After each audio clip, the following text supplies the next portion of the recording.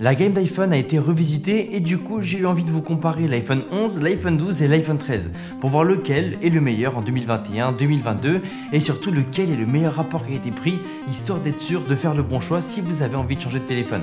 Évidemment, si vous souhaitez suivre mes tests d'iPhone 13, d'iPhone 13 Pro, pensez à vous abonner parce que ça arrive très prochainement. Voilà.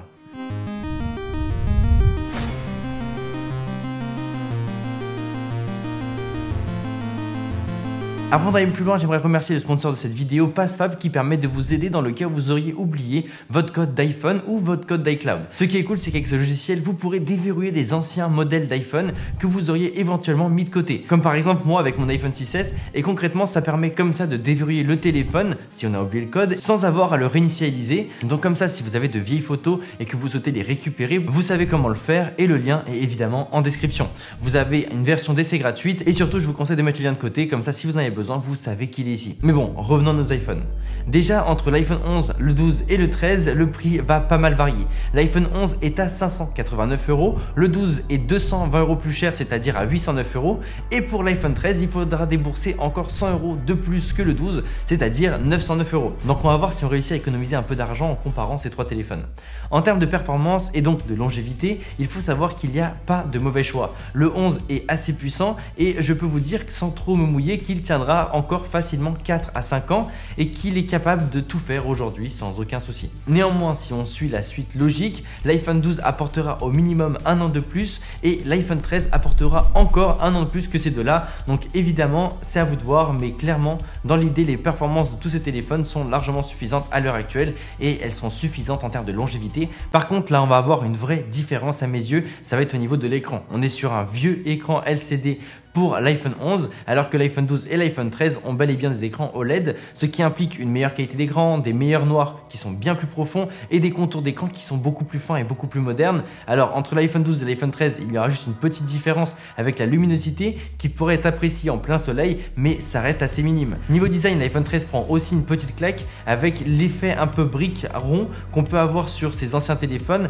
alors que le 12 et le 13 ont un nouveau design beaucoup plus carré, beaucoup plus fin. Alors quand on a l'iPhone 11 et qu'on prend l'iPhone 12 dans les mains, on remarque vraiment que le 11 a pris une claque, il fait clairement plus vieux que les autres. Et il y a aussi la partie avant, l'iPhone 12 et l'iPhone 13 sont en céramique shield, donc c'est-à-dire que le verre a un traitement pour qu'il soit beaucoup plus résistant aux rayures et aussi au choc, alors que le 11 ne l'a pas, ce qui veut dire qu'il a plus de chances de se casser en cas de chute. Et ça peut être un argument assez intéressant.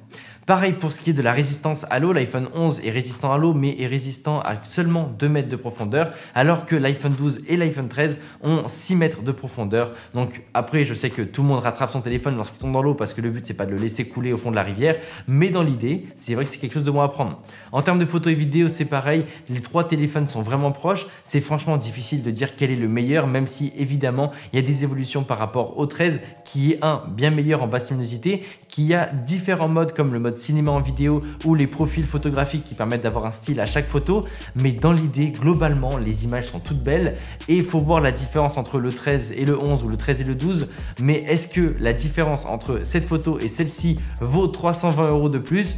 Je vous laisse juger par vous-même, n'hésitez pas à me dire dans les commentaires, mais clairement entre le 11 et le 13, il n'y a pas d'énormes nouveautés. Sur l'iPhone 13 et l'iPhone 12, on a aussi une compatibilité 5G alors que l'iPhone 11 n'a que la 4G. Je sais que beaucoup de personnes en ont rien à faire de ne pas avoir la 5G parce que la 5G n'est pas encore bien déployée. Mais peut-être qu'aujourd'hui c'est un gadget, mais peut-être que d'ici 2-3 ans la 5G sera parfaitement déployée et que vous regretterez peut-être votre choix si vous avez pris un iPhone non compatible 5G. Donc pensez-y.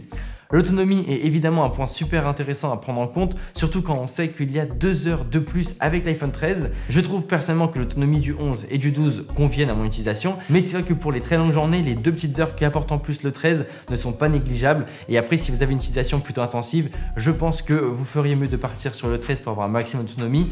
Après, c'est à vous de voir. Pour ce qui est de la recharge, l'iPhone 11 est le seul téléphone qui n'est pas compatible MagSafe, donc ça commence à faire beaucoup de points en moins que ces deux autres iPhones. Mais par contre, les trois disposent de la charge rapide, c'est-à-dire qu'elle permet de charger à 50% son iPhone en 30 secondes. Je devrais peut-être dire semi-rapide parce que c'est pas vraiment du rapide par rapport à ce que font les concurrents, mais clairement, c'est quelque chose de bon à prendre. La petite fonctionnalité qu'on va avoir en plus avec le 13, ça va être la possibilité d'avoir une deuxième carte SIM, ce qui était juste impossible avec les anciens modèles. Par contre, ce n'est pas une carte SIM physique, vous l'avez bien compris, c'est bien une carte eSIM, mais ça offre malgré tout la possibilité d'avoir 2 numéros sur le même iPhone, ce qui est vraiment pas mal. Du coup, pour conclure, quel iPhone est-ce que je vous recommande parmi ces 3 téléphones?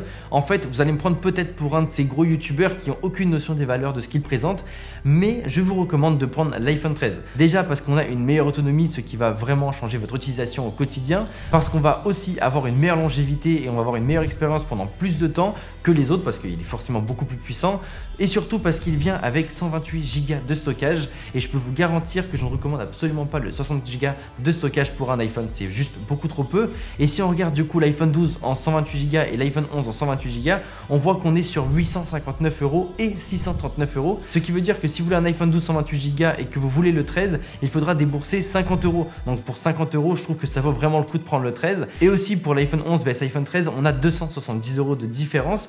Et est-ce que ça vaut le coup de prendre l'iPhone 11 vs l'iPhone 13 pour 270 €? Alors oui, c'est sûr, c'est beaucoup d'argent, mais le 13 explose le 11 dans tous les domaines. En termes de longévité, on a minimum 2 ans de plus. On a des verres qui sont plus résistants, on a un design qui est plus moderne et beaucoup plus agréable. On a des écrans qui ne se comparent même pas tellement il y a un fossé technologique. On a la 5G, on a une meilleure autonomie, on a MagSafe et toutes les avancées niveau photo et vidéo.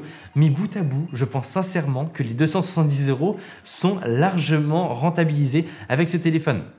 Après évidemment, c'est juste mon avis, n'hésitez pas à me dire ce que vous en pensez dans les commentaires, ça m'intéresse vraiment de savoir ce que vous en pensez, mais je trouve que l'iPhone 13 est juste la meilleure offre qu'Apple propose actuellement. Et si vous hésitez entre l'iPhone 13 et l'iPhone 13 mini, j'ai fait d'ailleurs un test, donc n'hésitez pas à aller voir. En tout cas, j'espère vous avoir aidé à choisir entre ces 3 modèles. N'hésitez pas non plus à me suivre sur Instagram pour voir les petits contenus que je peux poster en exclusivité, et surtout n'hésitez pas à vous abonner si ce n'est pas encore fait. Moi je vous dis à très bientôt, salut à tous, c'était André Martin.